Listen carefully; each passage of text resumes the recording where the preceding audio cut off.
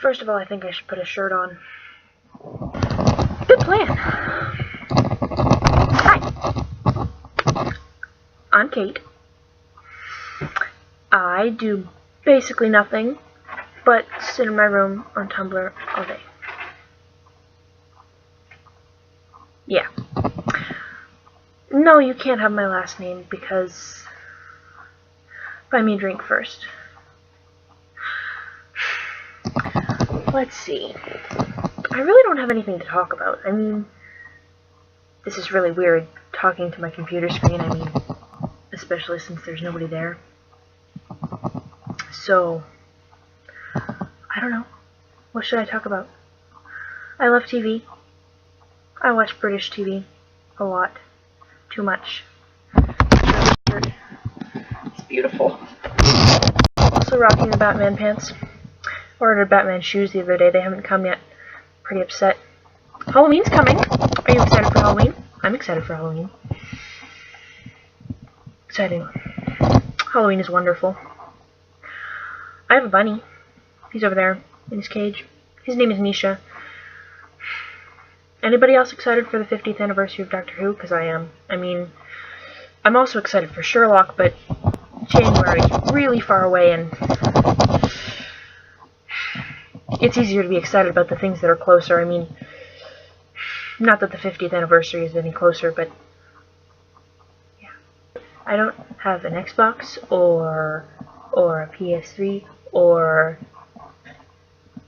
That's because I spend all my money on band merch. I know.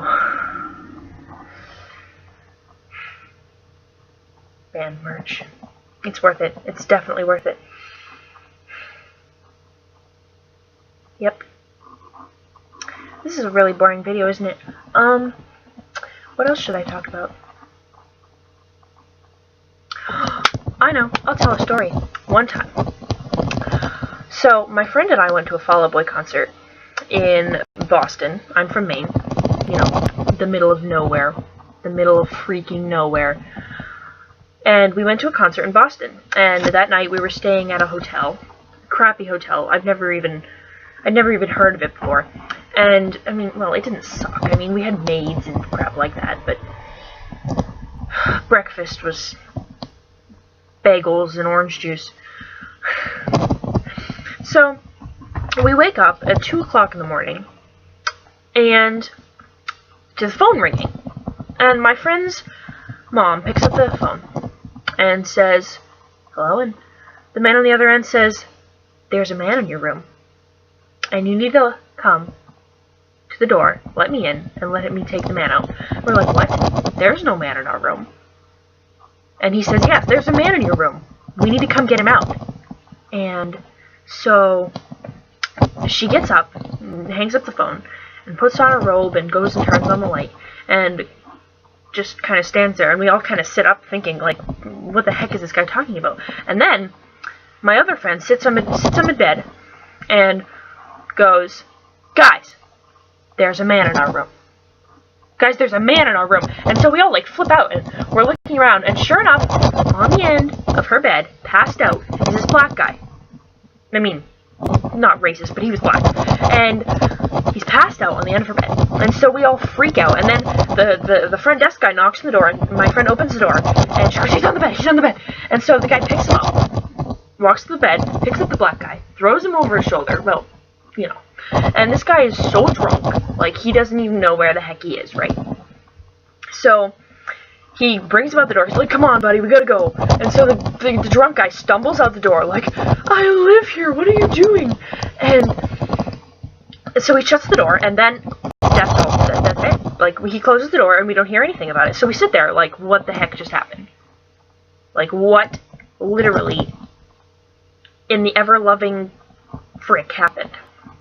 So we're sitting there, and so my friend decides to call the front desk and ask them what the heck happened. And the front desk guy says that this guy was down in the lobby, stumbling around drunk, saying our last name over and over and over again. So we're like, okay, what the hell? And we ask him if, did you give this guy a key to our room? No, apparently he didn't. Apparently he didn't give us a key. So we hang up the phone, and we decide to call the cops. So we call the cops at 3 o'clock in the morning, and these two really, really attractive cops come. Really attractive. And so we tell them the story, and apparently they looked on the camera, and this guy had just walked down the hall, got into our room, and they can't tell how he got into our room. We don't know if he had a key or not. And just passed out in the end of our bed. And basically, that's all the cops said. Like, the guy at the front desk wouldn't admit to giving the guy a key. And he wouldn't admit to letting him in a room. And obviously, he didn't let him in a room because he wasn't in the camera.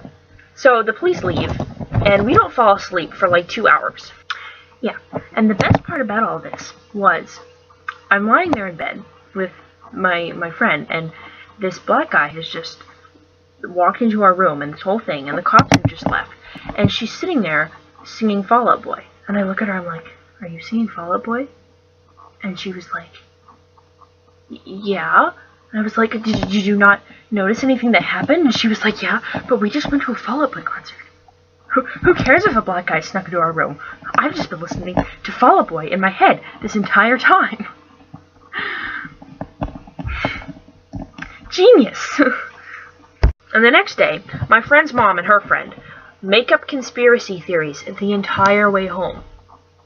And honestly, I have to call a lawyer on Monday, even though this happened like a month ago, because we're basically suing the hotel. We're gonna get a bunch of money because we're emotionally scarred.